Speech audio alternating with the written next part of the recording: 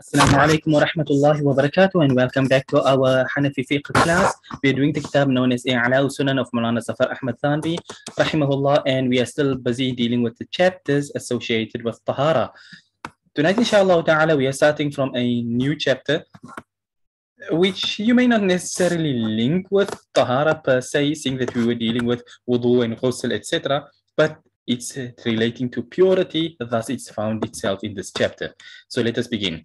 Bismillah walhamdulillah wa salatu wa salamu ala rasulillah wa ala alihi wa sahbihi wa man wala.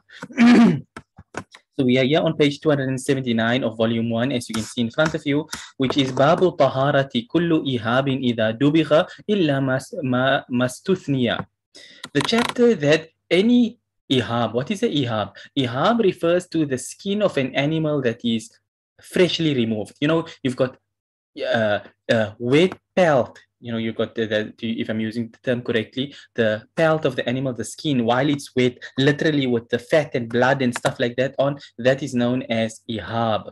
So any ihab that either dubigha, this chapter is dealing with dabagha. Dubigha, it means to tan the hides. So, you know, in today's world, tanning can be done in many different ways. So you can do the salt tan, you can do whatever type of tanning it is. But when tanning has been done, then the skin becomes pure. But we have one rider, illa mastuthniya, except those exceptions. So there are exceptions to the rule, but generally this rule applies. So I'll touch on the exceptions shortly, but what it simply means is that if you happen to have, let's say, for example, you're walking along the side of the road and there you see here's a dead kudu laying. You know, people tend to like their skins. So you find a dead kudu laying there. Maybe a cheetah was chasing it, or you know, some animal chased it, but it killed it, or a truck rode over it, whatever the case may be. Now you say, hey, you know, why let a good skin like this go to waste? So even though it's carrion, it's laying there dead, but you cut its skin off, so it's the skin of a dead carrion animal. So the skin technically is now an impurity on account of the fact that it comes from a dead animal. But when you do the dabagha to it, you tan the skin, then that same carrion skin now becomes permissible. So that is basically what this chapter is teaching us about. So let's read the hadith. Number 235 عن عبد الله بن عباس رضي الله عنهما قال سمعت رسول الله صلى الله عليه وسلم يقول إذا دبغ الإيهاب فقد طهر رواه مسلم. Hazrat Abdullah ibn Abbas رضي الله عنهما, he narrates that I heard Rasulullah صلى الله عليه وسلم saying that إذا دبغ الإيهاب, when the skin of the animal has been tanned, فقد طهر, in that case it has become pure. Rawahu Muslim, Imam Muslim rahimahullah is the narrator of this hadith. So this chapter only has one single hadith in it. So let me mention what exactly are the istithna, the mastuthniya, the exceptions to this rule. The exceptions from a Hanafi perspective are essentially only two creatures. The first is a pig. The reason is because the skin of a pig itself is najisul ayn. It is filth in and out. Intrinsically it is filthy. So therefore, even if you go and take pig skin and you tan it, it never becomes pure. So you can have pig shoes, pig leather couch, for example, pig leather steering wheel on a car, you know, different things people got, pig leather jacket and stuff of the sort. It does not matter. It is never permissible. But counter this with the regular ruling of tanning. So you come inside a shop and you see a pair of leather boots or a leather jacket or a leather bag or whatever it may be, leather belt, genuine leather. You know, you don't have to find out how was this animal slaughtered. If it's there and it's a cow leather, 100% permissible, because it's been tanned for it to become leather. So therefore, if it's in a leather form and it's from a cow, it's permissible. But if it's from a pig, it's not permissible. So this is the only place of importance, that when you happen to buy leather goods, just find out, is this pig leather or is it cow leather? If they say it's pig leather, you know you can't touch it, you can't do nothing with it. You can't sell such a product, nothing, because it is haram, najis completely. If, however, it is cow leather, whether they shot the cow's head off or chopped it up into pieces or found it dead on the side of the road, none of that matters, because once it had been tanned, the skin now became pure. So that was the one exception. So kullu ihab, any skin. So we made an exception that if you find the skin of a pig, or you slaughter a pig, no matter what you do with the pig, the skin will forever and ever and always remain impure. Nothing can make it clean. That's the one. The second one is not exactly a pelt per se. And that the second exception to this rule is the skin of human beings. So you may find a sick person and he goes and he skins people. Now he's got your skin over there. And people used to do this. There were always psychos in the world. So you have somebody and he skins people and he's got that skin there. Now you go and you decide, hey, you know what?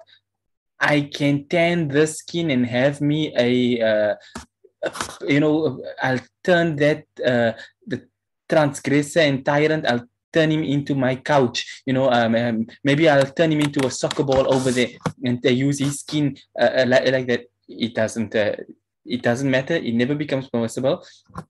The reason is, from the perspective of a human being, the reason why it's prohibited is not because the human skin is impure. Quite the contrary, because we know a human skin is pure, it's clean. But when it comes to the human beings, it's from the point of karama, that وَلَقَدْ كَرَّمْنَا بَنِي آدَمَ, that Allah has ennobled mankind. So on account of the honor that Allah has given to mankind, therefore the skin of human beings can never be used. Like the pig skin can never be used because of being dirty, the human skin can never be used on account of it being honored. So it goes against the honor that Allah has given to human beings for you to now go and say, you have these type of sick people in the world, they amongst the kuffar, and they have these type of practices. Don't say goodbye to your cat or a family member, and then they take the person and the dead body and they cremate them, or whatever the case they do, cut the skin off the face, and they turn the person's skull into a mug. So, it's like, and you find this, you're welcome to go and Google it. There are people who have done this in this late day and age. So they turn the uncle's head into a skull, and they drink their coffee every morning out of their uncle's head. And they're like, I feel like my uncle is always with me, because you're drinking coffee out of his skull. But these type of things happen. Others feel, I don't want to forget about my cat, so I'll turn my cat into something, things of that sort. So anyway, I digress from the point. So now you feel, my uncle over here, or my wife, we were so close. Let me cut a piece of her body over here and turn it into some furniture. So anytime I look at that doily over there, that's my wife, that doily laying there. People are crazy enough to do such things. So what the Sharia has already given in advance, that if you ever come across somebody so psycho, it's haram to do such things. Besides the fact that it would be haram to go and cut the bodies up and stuff, but now you come and you find somebody and they've actually done it. Now you in their curiosity shop and you're busy buying these things, genuine human skin couch over here, you will know it is haram for you to buy it, because even though it may be a kafir skin or whatever, the Sharia has still given honor to the body of mankind. So therefore, regardless of who it is, it would not be permissible to use their skin. So that is the istithna that was being spoken about in this chapter. Now, with these being the only two exceptions, what it does tell you is that any other animal, if it has been tanned, its skin becomes permissible. So even if you have snake skin, crocodile skin, etc., the skins are permissible. So having, and this is the importance of understanding principles, qawaid, that when you understand that all skins besides these two that we mentioned, then it gives you the mental capability of being able to derive masail just from this point, if you apply your mind. So you come across the question and you're wondering that, what happens if I come inside a shop and there is crocodile skin shoes? Is it permissible? Or I come inside a place and I see a nice snake skin belt or a handbag and stuff of the sort. Is it permissible? Would it be allowed? we return back to our proof. كل إهاب دبغ فقد طهر, that when the skin has been tanned, it becomes pure. It becomes pure, it's permissible. So therefore, you can buy that belt, you can buy that shoes, you can buy that handbag, regardless of the fact that it may have been made of a snake or a crocodile or anything of the sort. Now, this is from a Hanafi perspective. Obviously, other madhahib also have their own differences. So you will find amongst the fuqaha who said that no, this applies to domesticated animals. So if you happen to have a sheep, goat, cow, etc., these type of animals, and they die, you can take the skin and use it, and it's all permissible. But some ulama can make a distinction. So, for example, lions and tigers and cheetahs, all these type of wild animals, and they say no, these are animals whose meat cannot be eaten, so therefore their skins doesn't become pure either. We say no, their skins are pure. Now, I'll throw in one final thing on this point here, is that you will find a hadith where Rasulullah sallallahu alaihi wasallam speaks against sitting on, let's put it this way, saddles made out of tiger skin and so on and so forth, things of that sort. Now, yes, such a hadith do exist and all, but we say that what Nabi sallallahu alaihi wasallam was speaking about is not the fact that it is impure, it is pure. So even though you've got a tiger skin laying there, or a lion skin laying there, or a cheetah skin laying there, it's all pure skins. What we say, what we will add on though, is that it's not a good thing to have. And now when you go amongst the ulama, they have given certain reasons behind this. So for example, if you happen to have, let's be honest, who has a lion if you were to think, close your eyes and you picture the scene of a grizzly bear turned into a rug on the floor. Who has such things? The people who have such things are those people who go out there to hunt animals for fun. You can't eat a grizzly bear. So these kuffar, they go out, they hunt, and they shoot a bear dead and turn a bear into a carpet in front of his fireplace. Why? Because it shows, I'm the man. I killed this animal and I threw it here on my floor. So to avoid such things. Then others, they go out, I killed a lion, I turned it into a jacket and stuff like this here, to prevent that arrogance and stuff like that. Those are the reasonings that the ulama have given behind why a person should not do such things. But we will still say that the skin of the animal once tanned is pure. Okay, I've spent a lot of time on this topic, so let us move on.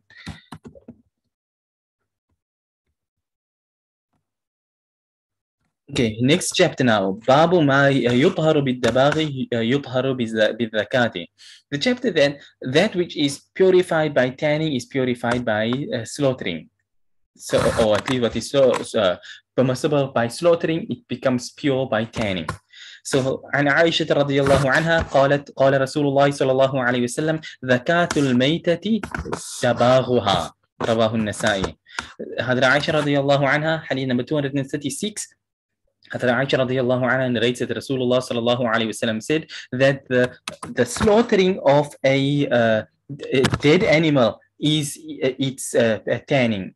So yufa meita, I just spoke about this previously on the previous hadith, that the zakatul meita, that you've got a dead animal over here, it's carrion. So a carrion animal laying over here.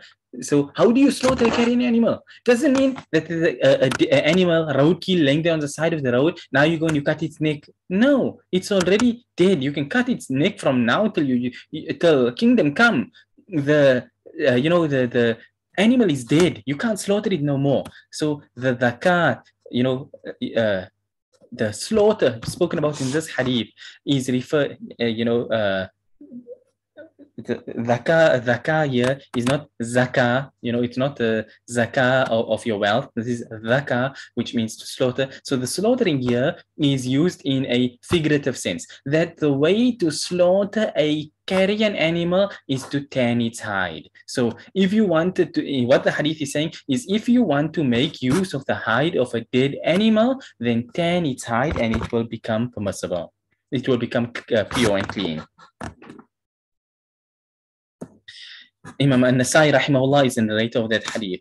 The next hadith, hadith number 237. وفي العزيز بإسناد صحيح عن عبد الله بن حارث رضي الله عنه مرفوعا ذكاة كل مسك دباغه رواه الحاكم وهو حديث صحيح. It's mentioned in Al-Azizi with an authentic chain from Hadrat Abdullah ibn Harith radiyallahu anhu مرفوعا. And the مرفوع form means that it comes from it comes from Rasulullah sallallahu alayhi wasallam. So in this hadith, Rasulullah sallallahu alayhi wasallam says, "Zakatu kullu maskin," the slaughter of every musk. Yeah, it's not musk, but musk here refers to like the skin of the animal. Is dabaghahu, is pure, is tanning it. So if simply put, it's the same like the previous hadith has mentioned, that if you find a okay, what we also derive from here is that these are okay. Let me put things in perspective. What I'm trying to say, I mentioned previously that you find difference of opinion amongst the fuqaha on this topic. So what we as Ahnaf, how we come to our conclusion is that Rasulullah sallallahu alaihi wasallam said zakatul mayta. So therefore, mayta is it is a mutlaq word. It is unrestricted. So therefore, it applies to everything. And there has been made an exception, which is human skin and pig skin as before. So just because you find a dead human there doesn't mean you can use it. Just because you find a dead pig there, you can't use it. So that's there. Zakatu kullu maskin, once again, any skin. So whether it be a snake skin or a crocodile skin or whatever, it is a skin, you tan it, it becomes permissible. There was none, the hadith, Rasulullah sallallahu alayhi wasallam didn't say the tanning of a cow hide or a camel or stuff of the sort. Nabi sallallahu alaihi wasallam didn't say, for example, an'am,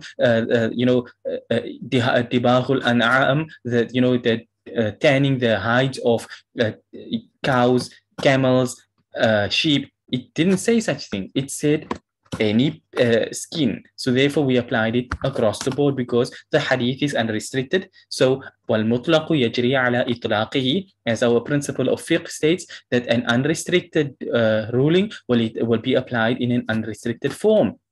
So it is unrestricted, so we apply it unrestrictedly. The only restriction is illa mastuthniya. The exception are those two things which have been mentioned, and therefore they are removed from the all hides that is being spoken about. In any case, let's move on to the last hadith of this chapter. عن سلمة ابن المحبق رضي الله عنه أن النبي صلى الله عليه وسلم في غزوة تبوك دعا بماء من عند امرأة قالت ما عندي إلا في قربة لي ميتة. قال أليس قد دبغتها؟ قالت بلى. قال فإن دباغها ذكاتها. رواه النسائي وسكت عنه. وفي التلخيص وإسناده صحيح وصحح ابن سعد وابن حزم وغير واحد أن له صحبة. Okay, so in this hadith here, Hadrat Salama ibn al-Muhbiq radiyallahu anhu, who said that Nabi sallallahu alayhi wasallam during the Ghazwa of Tabuk, during the battle of Tabuk, Nabi sallallahu alayhi wasallam called for some water, which was by a woman. And the woman said that, Ya Rasulullah sallallahu alayhi wasallam, I have no water. And Ghazwa Tabuk, if you don't know the reasoning and why they called for water and all of this sort of stuff, then go read up on the Battle of Tabuk, Ghazwa to Tabuk. If you don't know, or at least I should say, I think at least I've put up a short audio on the topic on the Darul YouTube channel. You can go there to the Ghazawat series and you will find the Ghazwa of Tabuk mentioned in there. Short audio, so it should give you a sort of idea about that particular day, what had transpired. But anyway, so Nabi sallallahu alayhi wasallam asked for some water, and this woman said that, Ya Rasulullah sallallahu alayhi wasallam, I have no water by me except that which is fi qirbatin li maytatun. I have some water in a skin, but this skin, qirba here refers to a skin of an animal, which was from mayta. It was from, it was a carrion skin that I used I tanned the skin and put the water, turned it into a drinkable thing, like you got those not so common in today's time, but it was standard norm in the old days. Water was kept in an animal skin. So she said, I only have the water in this year, so she was thinking in her mind that it is najis because it was carrion. I found it on the side of the road and I used it like a, a means of storage. So I put the water inside there. So Rasulullah sallallahu alaihi wasallam said, "Alaysa qad dabagtiha?" That have you not tanned it? Because obviously she tanned it in order for it to be able to store water. So قالت بلا. She said, yes, definitely, I tanned it. قال فإن دباغها ذكاتها. The Nabi sallallahu alayhi wasallam told her, then in that case, by you tanning it, that is the same as if you had slaughtered the animal. So it doesn't matter that it was carrion. At the end of the day, once you have tanned the hide, the skin now became pure. So the water in that skin is pure because you are using a pure skin. Once you had tanned it, it became pure. You only put the water in after the tanning, obviously. So therefore, to dispel that misconception, Nabi sallallahu alayhi wasallam told her that, it's as if you had slaughtered the animal by you tanning it. So Imam al-Nasai rahimahullah is the narrator of this hadith, and he kept silent about it, which is another way of saying Imam al-Nasai deemed it to be authentic, hence why he didn't comment and say it's not authentic. It's mentioned in At-Talkhis al-Habir of Imam Ibn Hajar al-Asqalani rahimahullah that its chain of narration is authentic, and it's also graded as being authentic by Imam Ibn Sa'ad and Imam Ibn Hazm and others as well. Imam Ibn Hajar says that its chain of narration is authentic, and he mentions that Imam Ibn Sa'ad and Imam Ibn Hazm and others mentioned that Hadrat Salama here in the hadith that he is a Sahabi, that lahu suhba means that he was a Sahabi that had met and spent time with Rasulullah sallallahu alaihi wasallam.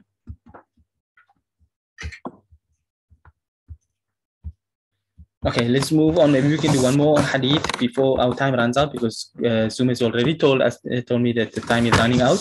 So, Babu Taharati Jildil Maytati Ida Dubigat wa Sha'ruha wa Sha'riha wa Sufiha wa Qarniha wa Azmiha wa Asabiha. This hadith is the chapter that Taharatu Jildil Mayta, that the skin of a carrion animal is pure once it has been tanned.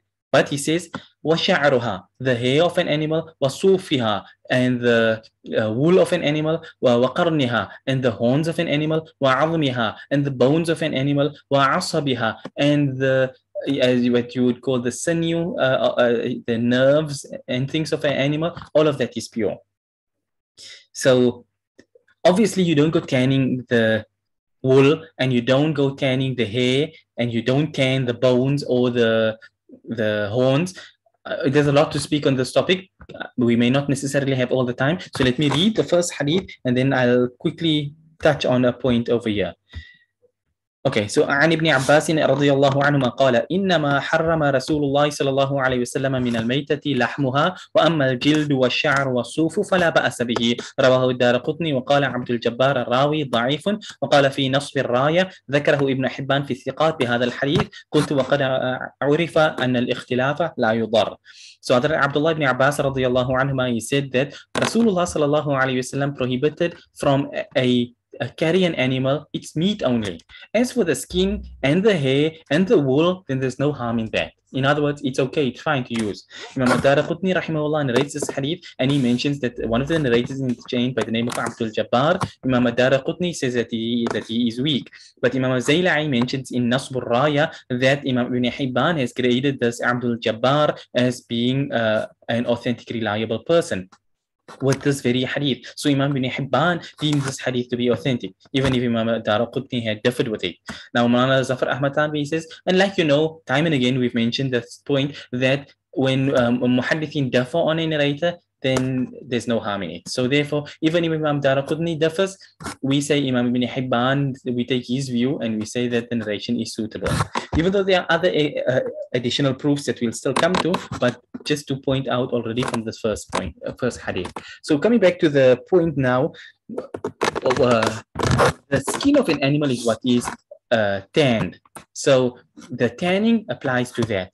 Like I said, you don't tan the wool. So you have your sheep generally, and however often the farmers will now go and they'll shear their sheep and bring their wool in, especially if you happen to be in the Eastern Cape here, where you got a lot of woolly sheep. So the mohair, it's the mohair capital. So they take the hair while the animal is alive. So it shows that the what you call as things now, the wool that is taken from the animal is pure. Because if you were to, for example, have a live animal and you chop a piece of it off, that, let's say, assume you have a sheep here and you cut its one leg off, that leg is absolutely haram. It is carrion. You cannot eat it. So if that was the case with the wool, then you wouldn't be able to use the wool from the sheep, etc., in this manner. So that's the first thing, shar, or at least that's the suf. The shar, obviously, whichever animals they are that have hair now. Hair is another way. I mean, we don't exactly talk about the hair of the animals. We talk about the wool at least. But you get the gist. Whether you're going to call it wool or you're going to call it hair, it's in the same category. Then waqarniha, the horns of an animal. Horns fall into the type of category like a bone. So, for example, if you happen to find a dead rhino on the side of the road or a dead elephant and you decide to cut off its tusks, for example, it would be permissible. I mean, it would be pure. You don't tan the tusk now. Obviously, you don't go and be like an evil kafir and chop a rhino's horn off while it's alive. You do not do such things. It's not permissible to harm animals in that manner. But we're talking about, you find a dead rhino over there. Maybe the lions had him for supper. Now he's he's got his horns, and now you go and cut it off. In that case, it's fine. Likewise, an elephant was old and it died and its tusks are there and you cut it off, no problem, it's pure. So that's the horns. So horns, the tusks and things fall into the category, so to speak, like horns. But if you were to find a kudu on the side of the road and you were to take its horns, same ruling would apply, it's pure. And then we come to the bones. So now you happen to be out and you're passing through the desert, and here you find a whole lot of the animal graveyard, and there's bones all over the place. So you decide to take some bones because it's big, maybe it's nice and shiny over there, and you say, you know what, I can turn a bone handle for my knife, or I can turn this bone into this here and stuff like this here. Things of the sort, no problem. Once again, even though it's dead bones from animals that just died or were killed, murdered each other and stuff like this here, the bones itself still remain pure at the end of the day. By the way, one additional point I'll throw inside here is that on account of the fact that bone is pure, therefore bone china, as it's called, people take the bones and they burn it and crush it, etc., and they make a dainty tea sets out of it. Then that type of cups and saucers, etc., would be regarded as being pure because the bones itself was pure. Obviously, we're not talking now again about pigs, but there you have your elephant and your cow, etc., etc. The bones are pure, so therefore the bone china made from it is pure as well. And the last point is wa'asbiha, the sinew, but okay, I leave that one for now. You will understand how it is used at a later point in time when we reach a further hadith in this chapter. But for now, just keep in mind the sinew, the nerve type thing that we see, if that's what is being meant by asb. But that will be for a later time, inshallah. We just simply wanted to point out what is permissible, what is pure from that which is impure. It's the meat which is impure.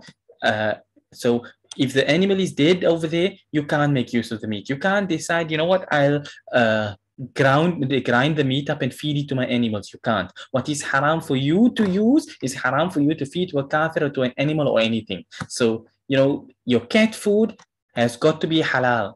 Some people think I can just go in the shop and buy chicken flavored whiskers for my cat. Doesn't work that way. If there is chicken in it, it's haram. It's haram for you to feed that to your animal. So, it's the meat which is referred to. So if you now come and you find the feathers of birds or the wool of sheep or the horns of a bull, for example, whatever the case may be, these type of things are pure by its essence, so therefore making use of it would be permissible. So that's the end of that hadith. Like I said, we've got a lot more to do on this chapter, but our time is just about run out. We're sitting here on only 1 minute and 47 seconds as it stands right now. So obviously we don't have time to go any further. So with that being said, we'll end on this point here for tonight, inshallah ta'ala. And next week, bi'idhnillah, we'll be able to finish this chapter and hopefully have a better understanding of how the tanning works and the rulings associated with it. But that being said, we'll end on this point here, inshallah. By the way, one thing in advance, next week will be our final week of classes, Monday, Tuesday, Wednesday, Thursday, inshallah ta'ala, after which we will end classes officially on Thursday. And we will be off on a lengthy holiday until after Eid, inshallah. I will be dialing back on everything from that point in time. But yeah, for now, we know we've got one more week left of classes before your holiday. With that being said, we end on this point here tonight, inshallah, and we say, wa sallallahu wa sallama wa baraka ala nabiyyina Muhammad, subhanallahi wa bihamdihi, subhanaka Allahumma wa bihamdik, nashhadu an la ilaha illa anta, nastaghfiruka wa natubu ilayk, wassalamu alaikum wa rahmatullahi wa barakatuh.